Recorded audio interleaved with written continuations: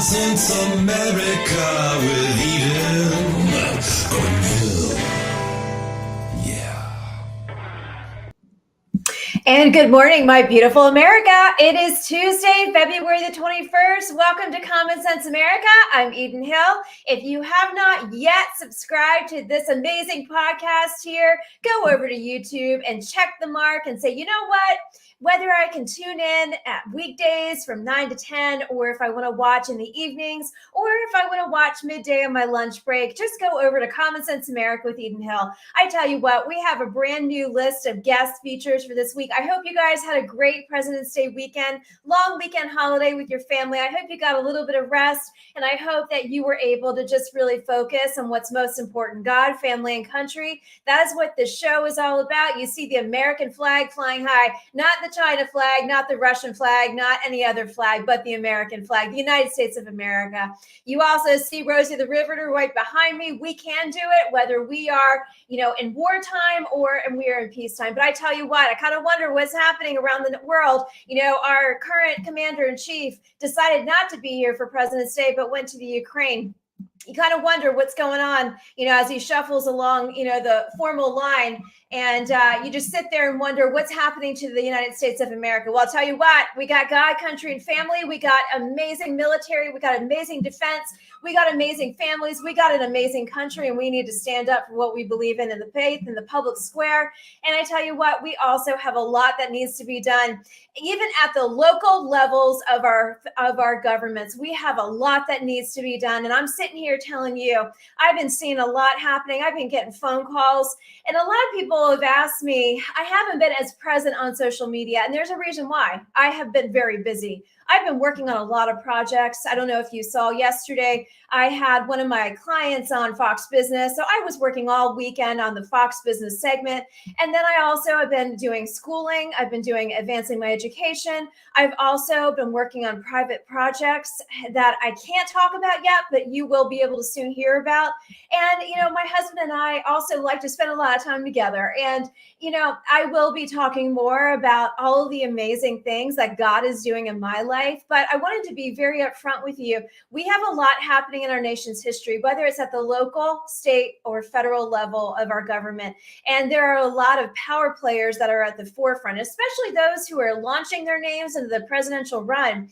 But most importantly, out of all of those things that are happening in and around our nation, what is most important is what is happening in our nation's backyard and at our kitchen tables. And that is very important. So this morning, first and foremost, I have a brand new guest, but not a new group to this show. I absolutely adore the work I've been doing with Turning Point USA. They are a phenomenal group. And today, this show specifically is focused on the Gulf region. And also in the second half, we'll be talking about, more importantly, the great state of Florida and medical freedoms. Yes, medical freedoms in Florida. So we have a busy hour ahead of us.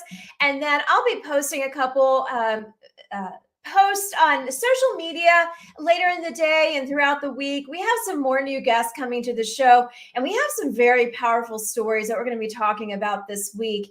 And it all affects our families. It all affects our kitchen table discussions. It all affects what is happening to our next generation. But on that note, I'm bringing over Emily Bird McCutchan. And fun fact about Emily, she was a former NFL cheerleader for the New Orleans Saints. I mean, this girl is phenomenal. And she is working in the Gulf region for Turning Point USA. So I have the honor to bring over Emily. Good morning. How are you? Good morning. I am fantastic. How are you doing today? I'm good. It's so great to meet you. Welcome to Common Sense America. And where are you located this morning? Thank you. So I am actually up in North Louisiana right now. So as you know, I oversee the Gulf region for Turning Point USA. So that's Louisiana through Miami. We've got a lot of territory to cover over here. But I will say, it's been fantastic with everything that's going on, even federally, like you were just mentioning. We have so much hope because of these students that we work with. I mean, they're just fantastic. They care about their country. They care about, what is going on in terms of policy, what's happening in their backyards. And these kids are going to change the world one day. Oh, I love it. I absolutely love it. How did you get involved with Turning Point USA? Was it through being involved with your high school, or was it when you were at university? How did that come to be for you? Right. So I went to Louisiana State University in Baton Rouge, Louisiana. And that's actually when I first came in contact with a Turning Point USA chapter. It's kind of funny. You mentioned I was a former NFL cheerleader. I was actually cheering for the Saints at the same time that I was in college and first came in contact with this Turning Point chapter. And, unfortunately, with the NFL, there's a lot of leftist political leanings that are happening within that organization.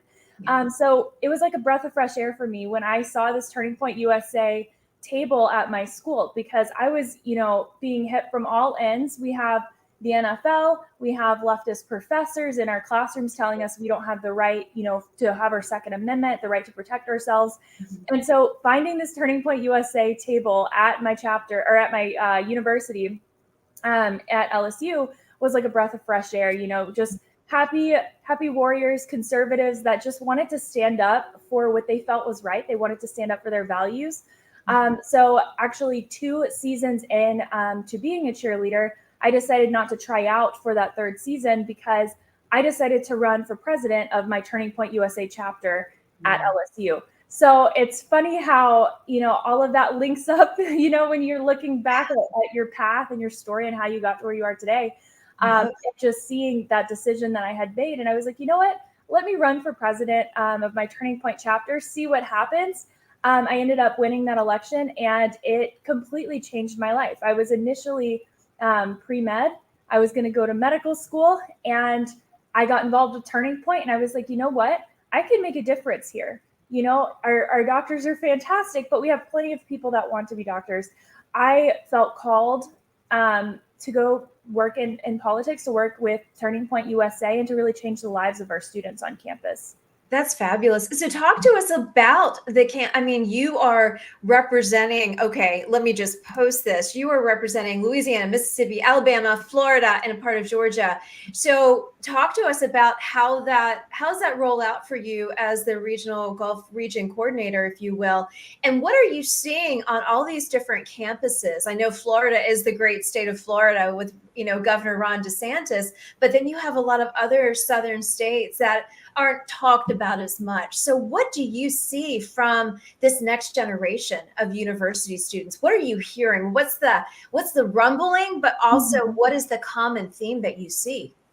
So, the common theme is a little unfortunate, but the students on campus, they're not taught conservative values often when it comes to university. So they're going through life, through high school, getting to college. They've never been, for the most part, exposed to these ideas, or if they have, they've been exposed to some warped version of these ideas. So by the time they're getting to college, a lot of students can't even tell you the difference between socialism and capitalism. In fact, a lot of students are pro-socialism, which is where Turning Point USA comes in. So, we have local representatives in each of these states that work hands-on with these chapters and with our students over there and really educate them on, the difference between socialism and capitalism for one, but what's going on in our country and how they can make effective change. Because a lot of these students, they want that change, but they're not quite sure, how to direct it, or they're not quite sure what that looks like for them. So when we're working with these students and we're really talking to them about these topics, they realize 9 times out of 10, I am conservative. Yeah. I am for free speech. I want to have the right to defend myself. I want to have the right to have freedom of religion, the right to vote, the right to petition, all of these different things that are part of our core American values. And so these students are realizing, they're kind of waking up and they're like, oh, I am conservative. I want to fight for these freedoms. I don't want to be censored on social media. You know what I mean? They want to take those values that they hold dear and, spread them to their peers. So we've seen a lot of hope on campus because we're seeing these students grow from a point where, they may be going into college, they're, malleable. They don't have a full understanding of the world and what's really going on. And we can show them like, hey, look, these are the facts. These are the statistics of what's happening with all of these different issues. We open a discussion and oftentimes students see that and they make their own decisions about it, right? But when they see the facts, they're like, wow, you guys, you're right. We want to have these rights. And unfortunately, when you look at leftist ideology, Right. that ideology is often trying to censor you Yeah. or censor your rights, take away your rights. So Yep. when students are waking up and realizing that, it gives them this just sense of passion and fire to fight even harder for it.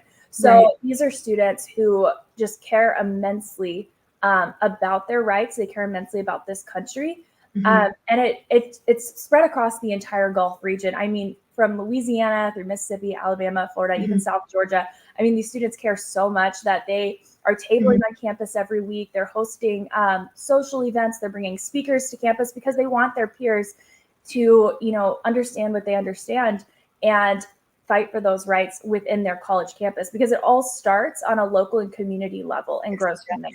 Yes. You mentioned pro-socialism, and you kind of answered the question, but I want to go back to that for a second. One of your other colleagues I've been talking with had mentioned there is the, communist parties on some of these campuses. There's, you have your LGBTQ parties as well, and then you have Turning Point. And something that was mentioned, do they even understand what they're standing for? And you had briefly touched upon that a lot of the students that you're interacting with didn't realize that they're actually conservative, Mhm. but they've been going along with what can we say society is telling them, what they are potentially were pushed into during their indoctrination pieces of whether they went to whatever school that they went to before they went to university. Those are the questions I'm asking, because we see so much of that CRT curriculum infiltrating in the school systems. We see a lot of hate, the hate versus the respect and the patriotism for one's nation, for the United States. And so I guess my question is, in that regard, has it taken a while to really get to that next level with these university students, because they've just been so brainwashed to think one thing, and then they wake up and realize, oh wow, this is what capitalism stands for versus what socialism when they were standing up for. Mhm. And also that when they finally come around to believing truth and what it is to be an American, what it is to believe in freedom, do they end up getting backlash? Do they end up getting censored by university professors or by different school groups? Are they bullied? What happens? And are they afraid to stand up? I've heard those stories too. What do you see in your territory? So, obviously it definitely depends on the student. But there has been so many stories of students who, when they're on, the leftist side, they're talking about socialism, they're pro-socialism.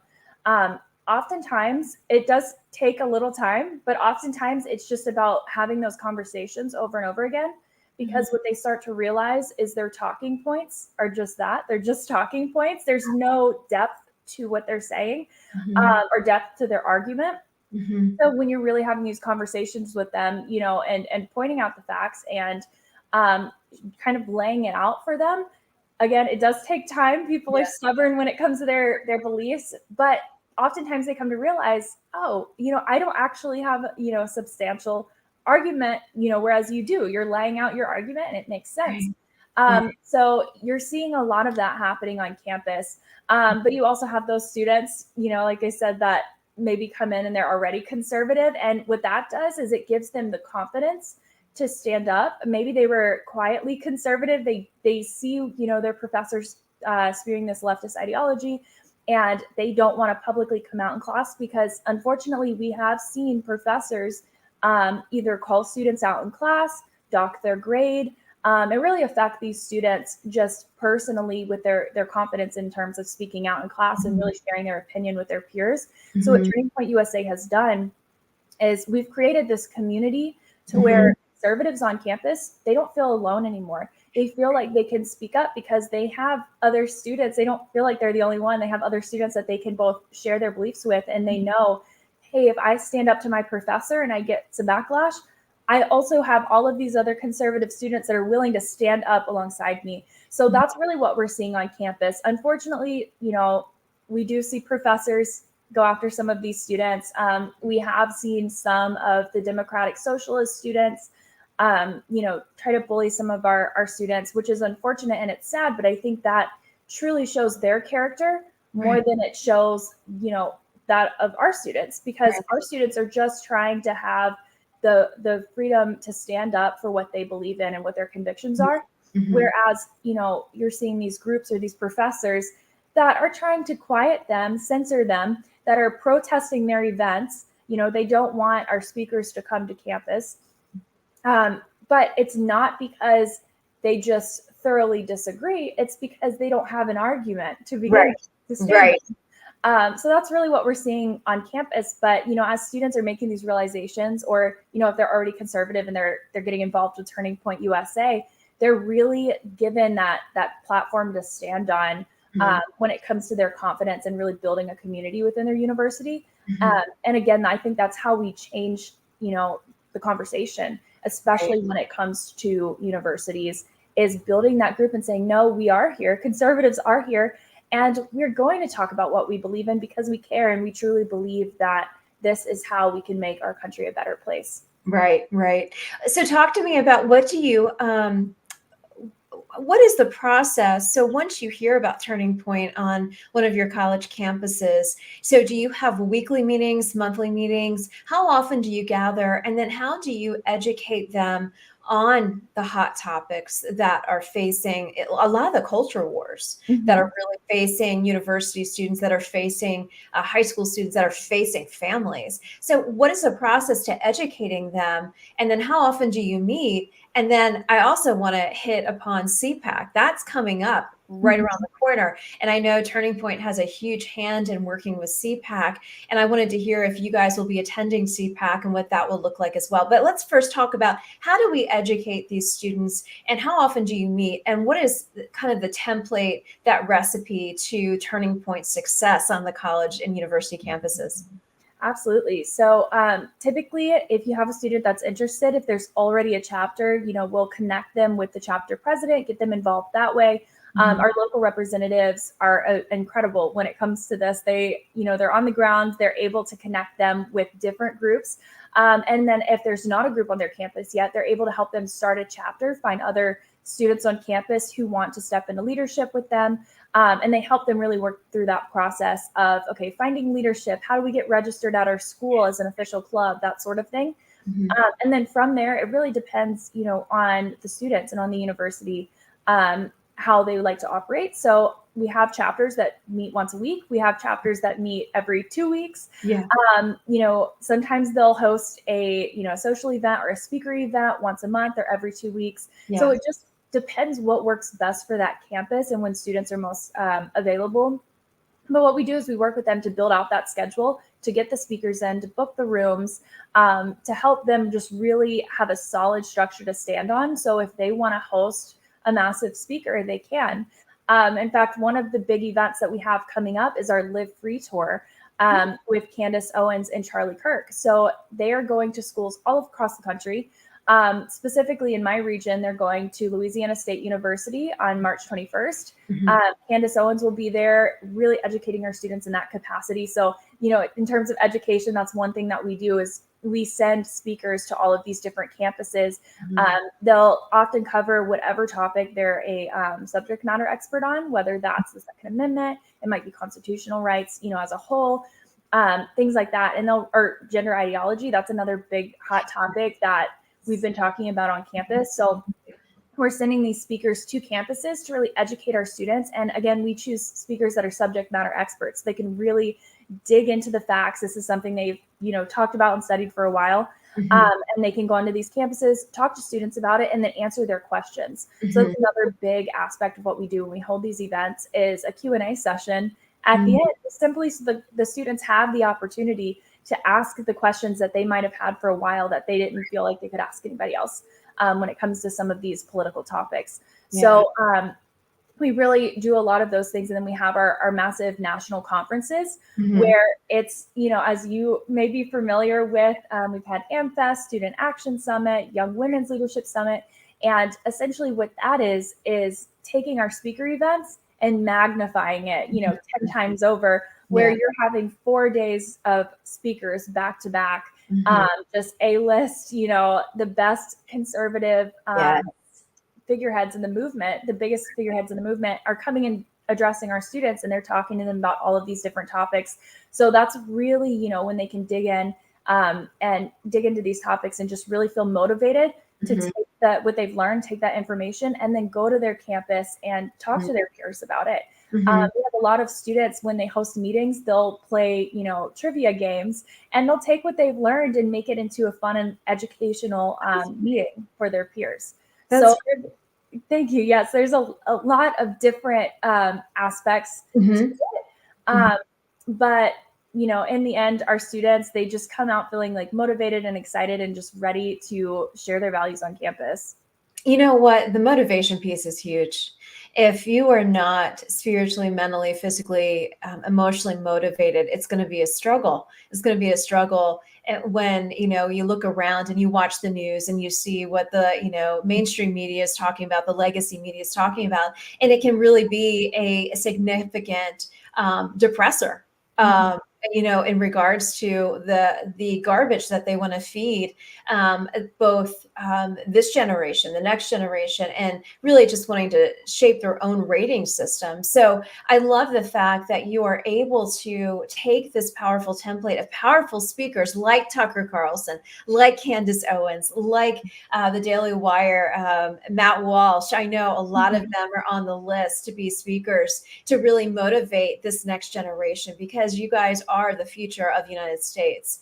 Whether they realize it now or not, I know you do, but it has such an impact on what is ahead for our next generation. One thing, a couple of weeks ago, I had Turning Point high school students on from the local North Carolina area where we reside. And I tell you what, they were more well-spoken than most of your adults who are on the legacy media right now. I was blown away by just how well they presented themselves, the respect that they have for God and country, the respect that they have for those who are in authority. And what they uncovered was a lot of the classics, the Bible, John F. Kennedy's speeches, all were being thrown out of the local library of the school. And then they also were impacted by a gender agenda school themed day where everybody was dressing up as the opposite sex. And they really stood up for what they believed in. And they went to the school board and they vocalized what they were experiencing. And so I'm impacted by the next generation of what we have in Turning Point's high school students and Turning Point's university students. I know you have an alumni program. What other programs are out there if you are in the in-between phase? You've graduated, you have the alumni program, but what are other opportunities for your those who have been a part of it for so long? Where can they go next, and where can they be leading? Absolutely. So another big part of Turning Point USA is our faith department, where, if you've graduated and you maybe go to a local church, you can actually start a faith chapter within your church. And the goal is to not just connect the faith community, but to encourage them to vote out their faith, right? So we have a lot of faith-based people who are conservatives that maybe aren't, voting that way when it comes to the polls, or they just aren't voting at all. Right. So essentially what that is creating a community and encouraging faith-based people to vote and, to get registered to vote if they aren't already, and to encourage their community, their faith-based community, to vote as well. So, that is so important when it comes to building out past high school and college.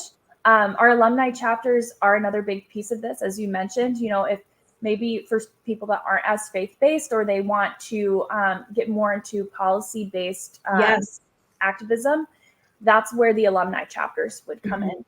So it really just depends on what avenue that you're wanting to take, because we have so many of them. We have our high school department, our college department, again, our alumni department, and our faith department. So really, adults also have a way that they can get involved, get activated, and get connected with their community when it comes to their values. Yeah, no, that's so powerful. You are correct with the faith department. I have been working a lot with the North Carolina Turning Point USA chapters, the faith, and also with a lot of the clients I bring to the table. I'm grateful for what you guys are doing because it puts them on a conservative platform to speak to the university students of the next generation, which I absolutely love.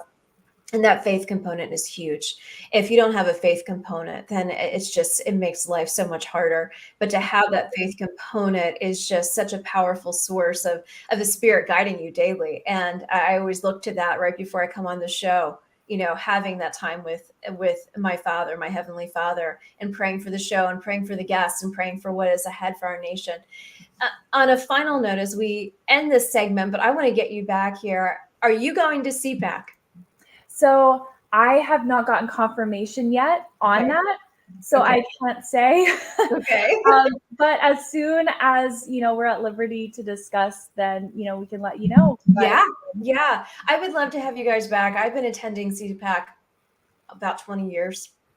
And running Media Row, being a part of all things CPAC, which I absolutely love. But I would love, if you guys are able to attend, I'd love to bring you back, have you talk about your experiences and what you really were a part of in that time period. And for my audience out there, I will talk to you more about CPAC. It's been going on for many years. It was started during the Reagan administration, and it is a conservative movement of thinkers and believers, of those of faith as well, who are really wanting to push out the conservative commentator, the talking points, and getting a conservative president back in office, which you and I both agree we need at this point.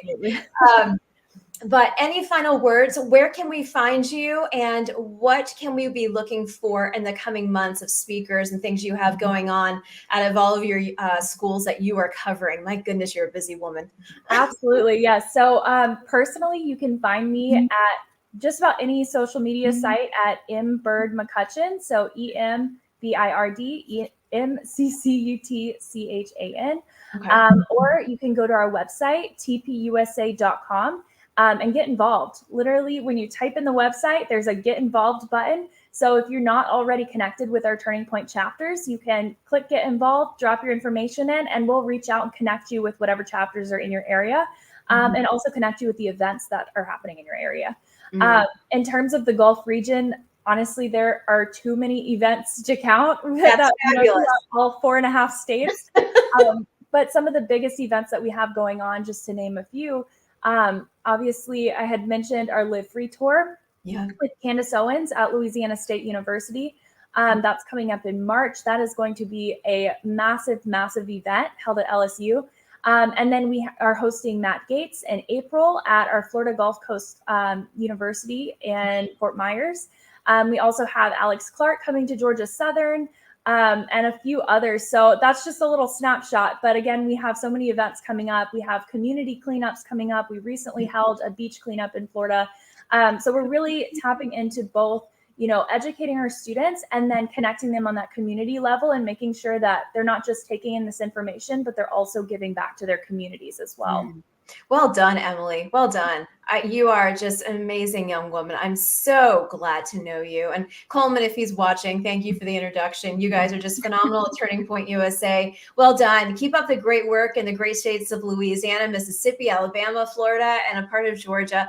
Emily McCutchan, and my favorite fun fact about you, being a former NFL cheerleader for New Orleans Saints. Hey, I forgot to ask you, who did you go for the other couple weekends ago, Eagles or Kansas City? So I went for Rihanna. I did not keep up with the football game as much.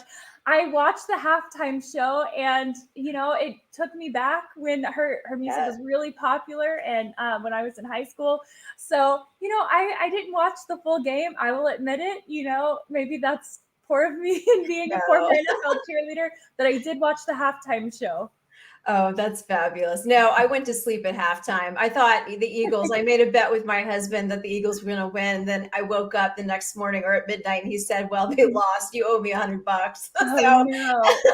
So anyway, no, but it's all fun, all fun. Well, Emily, we look forward to welcoming you back. Thank you for being a part of the show for a new feature today here at Common Sense America. And I look forward to being in touch with you soon. Have a great Tuesday. Absolutely. Thank you so much for having me on your show. My pleasure. We'll see you soon. Bye-bye. And for all of those who are tuning in, this is Common Sense America. I'm Eden Hill. It is about 9:30 a.m. Eastern Time, and we're going to be bringing over to the show next Restore Liberty, and we'll be having Philip Prada join our show as he talks about medical freedom in the great state of Florida. So you do not want to miss this episode, but if by chance you have to hop off, you have to do some work, if you're at your office or you're driving, make sure you go over to Common Sense America on YouTube. You can find all of my episodes there, all the new ones coming. We have a new show tomorrow. We have a new show on Thursday, and we have a new show on Friday. We have phenomenal guests, and all thanks to so many amazing people I know, and I'm just grateful. So on that note, we're going to take a quick break, and we'll be right back.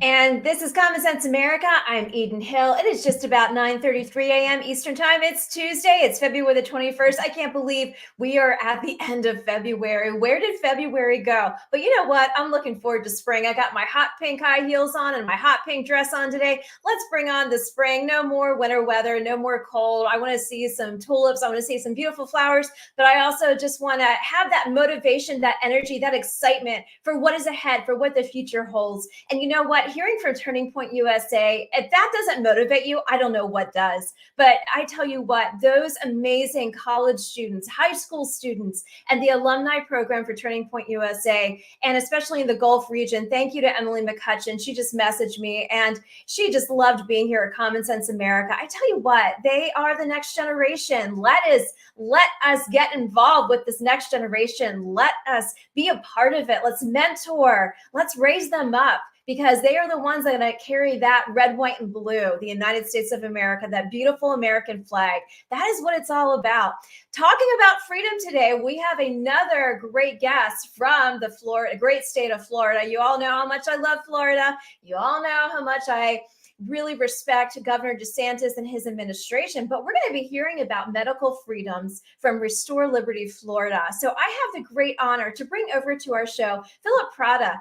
He is a friend of the show through another friend. Good morning. How are you? Good morning. I'm doing well. How can you hear me? I can hear you just fine. You're great. Welcome to Common Sense America. It's so nice to meet you now, literally.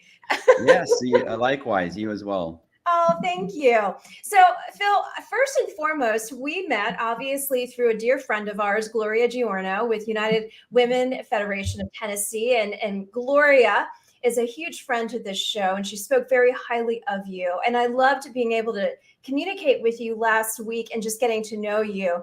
But I would love for you, since you are a new guest to this show, I would love for you to share a little bit about your personal background with our show, and then how it led you to work with Restore Liberty Florida as the state director. Sure. And yeah, Gloria is absolutely such an amazing person with an amazing heart, and I love chatting with her. Yes. So my name is Phil Prada. I'm the state director of Restore Liberty Florida. And my journey has been a little bit interesting. So I'm an airline pilot, and I've always been involved interested in politics. I started off, I was in the union that we have as our government affairs committee. Then I became the chair of the government affairs committee. I worked in DC quite a bit. That took me into a very interesting realm, and I fought pretty hard for many things I was passionate about. Then I moved to Chicago. I was living in South Florida at the time. Then I moved to Chicago. I wanted a change of life and went to Chicago. I decided to start my own lobbying firm because, hey, I did some lobbying in DC. I can do my own in Chicago. It shouldn't be as hard. Well, that was a little bit of a rude awakening. Sorry, I'm not laughing at you. No, that's all right. You got to laugh about it a little bit. So Chicago politics was interesting. Yeah. I'll leave it at that. And there's a few things I was passionate about, but to preface a little bit, I was a Chicago Democrat in the political world, but I had my own mind as well. So I was kind of in the center as well, but I was always raised Democrat. And so that's what I thought was, the right way, social justice, an environmentalist, I believed in climate change, and, just go down that list. And as I was working I specifically was working in smart tech infrastructure, and I learned a lot, and I was around quite a number of people in that. You can just put the imagination on the groups there. And I was in a lot of background in the back doors and listening to a lot of conversations, and got to really know what their intentions were. And there was a lot of questions I had, and I started questioning quite a bit of things. Like what? Can you give an example? The environment. One of my biggest things, actually, I was a Chicago Democrat that after about the first year when Trump got elected, I went through that phase of, I don't like him. And then I started reading his policy, and it was his environmental policy that actually sold it to me. Oh, wow. Well, as a former appointee, thank you. Yeah. Well, thank you for all your work. But that's amazing. What a transformation. Yeah. Well, I love to tell that to liberals a lot of times because that, spurs up some conversation. You like stirring that pot, don't you? Yeah. You got to have a little bit of fun. But so I started doing a lot of research in environmental policy, and, clean air and clean water is something always important to me. Right. You know, about the whole climate change. I mean, the climate changes, that's the cycle of the earth. Right. So that kind of brought me into a whole nother realm, and I woke up to a lot of stuff. Okay. Then of course COVID-19 happened, and further waking up of many other things. And they started to the industry, with all the mandates with the vaccines and everything, it got pretty tough. I decided I wanted to get out of the political world, so I moved down to Florida. There's a lot of things going on in between. I lived in the center of Chicago, right in front of Trump Tower. So we saw the riots start. I filmed it when it was just forming. That thin blue line, I have a picture of that thin blue line. Oh, wow. When the riots begun. And then we had to bail. It was my birthday. So I had a nice little birthday surprise there. Yes. So we decided to take the car and go to the suburbs and celebrate there and spend the night there. Came back, and it's just devastating to see, you know, my city, my neighborhood, just fire and smoke everywhere, everything shattered, and it broke our hearts. The city, you know, begun to recover, and then again, the riots happened again. And my wife was alone. I'm an airline pilot. I was on a trip. I was away.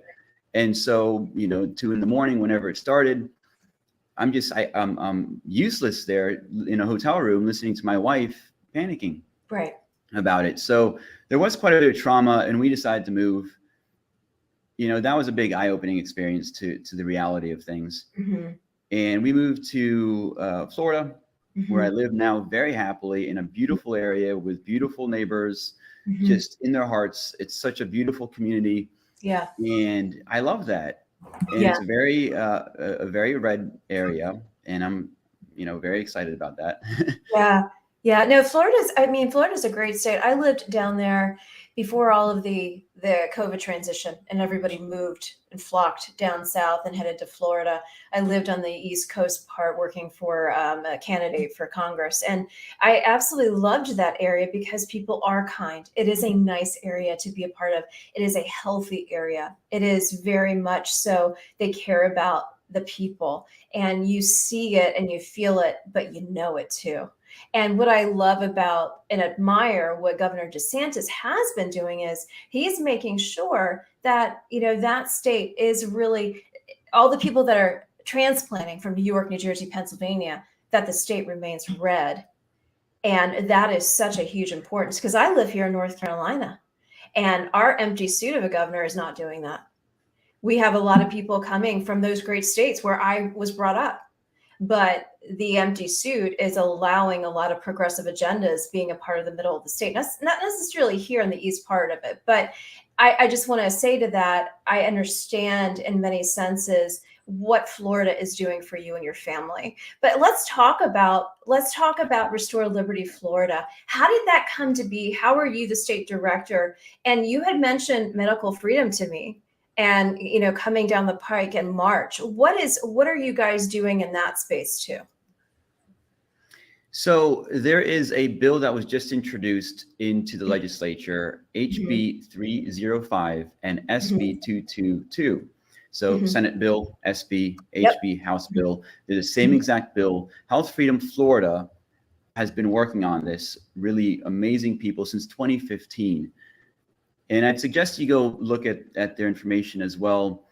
They've been very passionate about this, writing this, and have been warning the legislature since then that this can happen and that they are going to take away our freedoms. And now those legislatures said, yeah, you are right. And so they put out this all-encompassing bill. So something that people don't understand in Florida is that the medical laws are horrendous. Thank God we have DeSantis up there and our state health officer, because what it says right now, Section 381, 00015, that the state health officer can force vaccinate, force quarantine, or it said force vaccinate, but the special session in 2021 came and removed that word out. But forced quarantine, forced treat, and many other things for any reason, even those visiting Florida.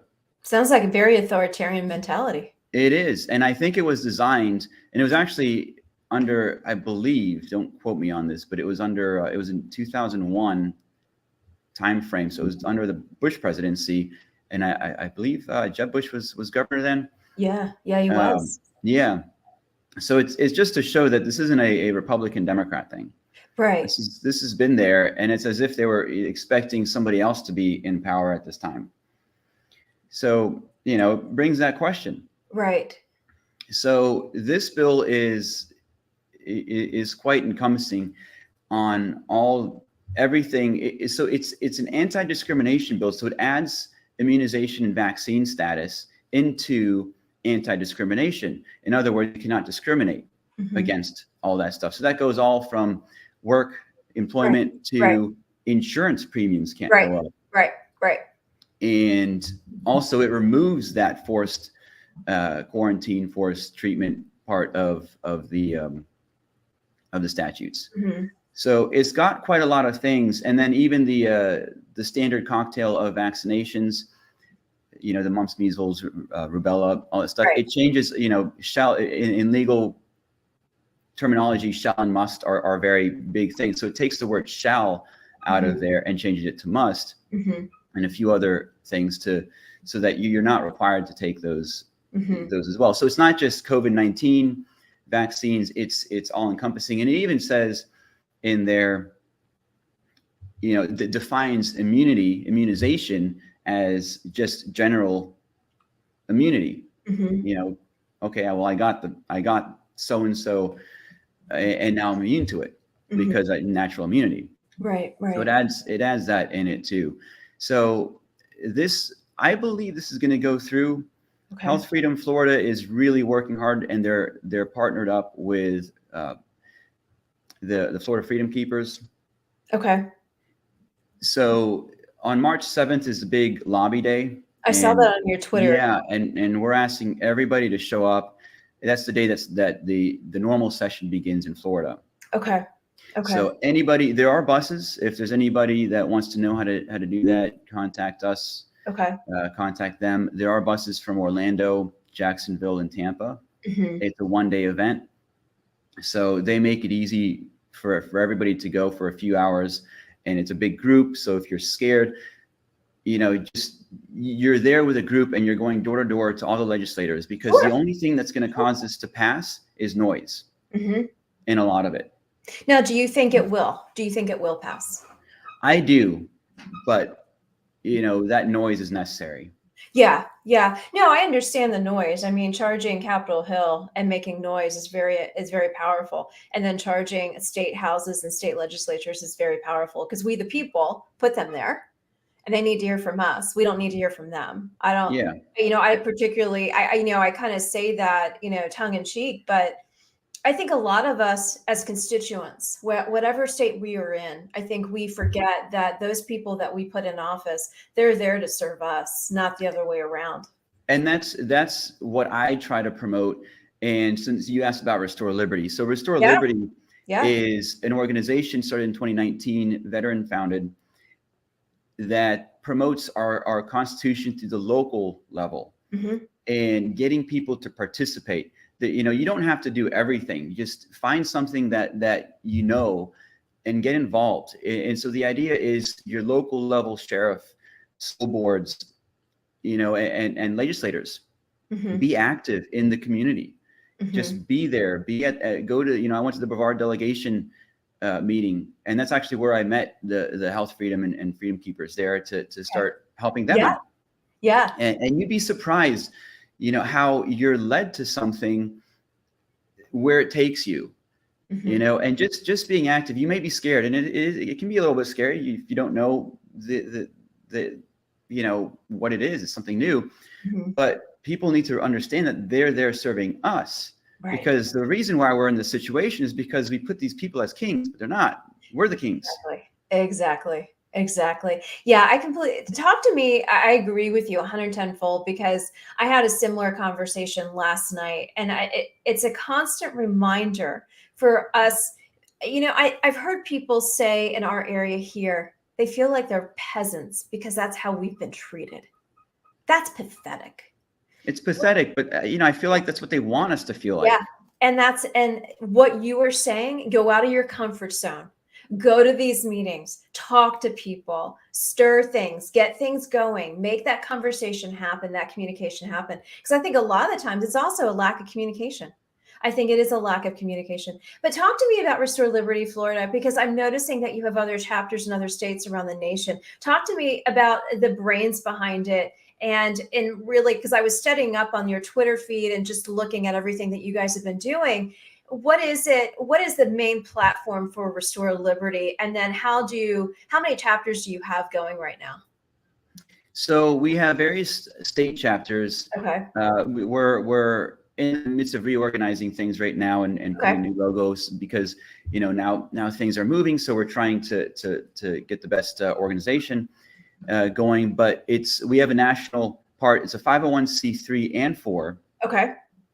So that's very helpful, and it's veteran founded. Mm-hmm. Lieutenant Colonel Darren Gobb is the founder, and co-founder Blaine Holt. They are on Newsmax and Fox and yes, I've seen them. Yes, mm-hmm. And amazing brains. Mm-hmm. And so it was started by them to promote local level politics, not just politics, but really building up from the community, because that's where we faulted. We put everything in DC. Yeah. And even in your state, the capital, but really where it comes down to is your local community. Mm-hmm. Your school board mm-hmm. is so important. The school board is your next generation. People keep forgetting that. And the sheriff is the law of the land. People also don't know that. Mm-hmm. The sheriff makes the law. They're well over anything else. All that was in the Constitution. So we're all about educating people on the Constitution, because they created these departments like the FBI, the CIA, and all that stuff. But they're just departments. They weren't in the Constitution. The sheriff is in the Constitution, and they're voted. Yeah. So you have that power to vote for them and talk to them. Yes, agree. And they're the ones that enforce your those Second Amendment policies that they're trying to put. Mm-hmm. So again, they choose not to enforce it. It's not law. Yeah. I'm glad you brought that up, and the comparison between the intelligence agencies versus the sheriff, because, at this time and point, and you can agree or disagree with me, but I really believe firmly, and I'm not a conspiracy theorist, but I do believe our intelligence agencies have been compromised. Absolutely. By a lot of what's happening. So to point back to local government, to the sheriffs, that is stating a lot, because you don't hear that very often. You don't hear people bringing that up. And when you it's not being a conspiracy. It's just when you centralize power and make it big, mm-hmm. human nature is going to create that. Mm-hmm. That's why everything has to be local. That's why our founding fathers designed this system to mm-hmm. have the sheriff, the law of the land. Mm-hmm. And so right now we're talking with our legislatures, because for this bill, mm-hmm. and really your state representative is also the most powerful person. Mm-hmm. The very, very local level. You speak to them, and you'd be surprised how far it gets, because, if you're not speaking to them, other people are. Right. With different interests. Right. So you got to take up their time, so that those other people, they still have the same 24 hours in the day as we do. So mm-hmm. if you go in there as a group, they can't, these big, powerful people can't win when we in numbers come in and flood them. Yeah, that's exactly it. So do you, is there a North Carolina Restore Liberty? Do you know of? I have to check. I don't think so, actually, but because we have some states that aren't as active. Okay. Okay. So that's and we're trying to, but we do want to get more people involved, obviously, and create more traffic. So if there is anybody interested, please send our way. No, that's good to know, because when we were originally introduced, I had never heard of Restore Liberty, and I started researching before we actually had our phone call to just learn a little bit more about the overview. I love that it's run by it was founded by veterans. My husband is a veteran, and I'm a veteran spouse, so I advocate for veterans all day long. And, that is something very important to me. What are the top things that Restore Liberty really, you mentioned the Constitution, understanding the Constitution, but are there top top 5 list of specific issues that Restore Liberty is really focused on at this present time? Is it the medical freedom? Is it the Constitution? What else? So, and that's where I believe this is why I think Restore Liberty is such a good thing, because it's kind of founded on our states, on our Constitution, where the states have the power. So the state chapters, there's no one thing for Restore Liberty as a whole that we're focusing on, other than the general topics. But the point of it is that each state has its own issues. Each state has its own thing. So where I'm in Florida is a very, I'm blessed that, so much good is happening here. But, a Tennessee chapter or the Nevada chapter have different, or Mississippi have very different things going on in those states. Yes. So the state chapter, actually, the way that, the state has that power over it. So the state chapter focuses on those things for that state. So I focus on Florida, and my focus is the medical freedom part of it, because when the mandate started, it really was a tough couple of years for us. I did not do it. I backed away, and the masks, the last 8 months of the masks, I did not wear a mask to the airports. Yep. You got a lot of looks too. I got a lot of looks of actually encouragement. That's and of course, fabulous. That's fabulous. Even from TSA. But the thing is, people don't understand, as a pilot, both masks and everything, these are experimental devices. So under the people don't understand that the mask was under the emergency use authorization as an experimental device. It's restricting my breathing. Yes. Now, when we're flying, we have less oxygen already. So if I'm putting a mask on, I get headaches instantly. Do you want your pilot to start feeling faint right before he gets on? So I had my medical certificate that we all have that says, my medical is up to my judgment. Anything with medicine is up to my judgment based off how I know myself. Right. So I didn't, if anybody wanted to say anything, I have this medical certificate that I'm required to have. And if you don't want me to have a mask, then I'm not going to take the airplane, because I don't feel safe, because I have to sign a thing saying whether I feel fit to fly. If you're going to force me to wear that mask, I have these symptoms when I put a mask on. I don't feel safe to operate, 200 plus passengers behind me. Yeah. How pathetic it is that you even have to show that so you don't have to wear a mask. Because I'm sitting here saying, I have asthma. And when they told us to wear the mask, I was like, oh, heck no, I'm not doing that, because it makes my asthma even worse. And for all of those out there who have asthma, and they're like, well, we have to do it. No, you don't. No, you don't. Yeah. And Governor DeSantis was right. Take that little elf and chuck him across the Potomac. And that's where he needs to go. I would say the Pacific Ocean. Can we say the Pacific Ocean? Because that kind of crap that he forced down us is just, it's authoritarian mentality. It is a population control. And it just infuriates me that you even had to do that. And I'll tell you what, we only have 2 minutes left, but I was recruited to work for the Trump administration during COVID. And guess what I did? Similar to what you were doing. I was traveling back and forth to Washington. And guess what? I actually was less than 6 feet away. And guess what? I was fine. I had natural immunity. But then they were telling everybody else around the nation, oh, don't look at one another. Don't get close. Don't get close. That is absolute bull, and you know it. So I'm glad that you guys are raising the awareness for medical freedoms in Florida. And what we need to do is we need to have more blue states do what these red states are doing. We need more Restore Liberties in a lot of the blue states. So it's similar to what Turning Point just said before you came on. A lot of people believe in communism and socialism, but they don't understand it.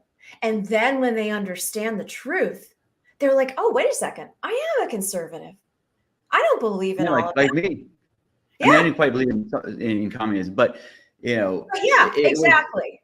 It was an awakening. And one other thing before we go, one of my other main goals, because you mentioned Turning Point, which inspires me, in Florida, and I know it's all over the country, but I focus on Florida. There are so many groups out there. And the problem is that we just have all these different groups. And the issue with conservatives is that we believe in individual liberties. And the Democrats are really good of what they do, because they all stay united because they believe in socialism, pretty much.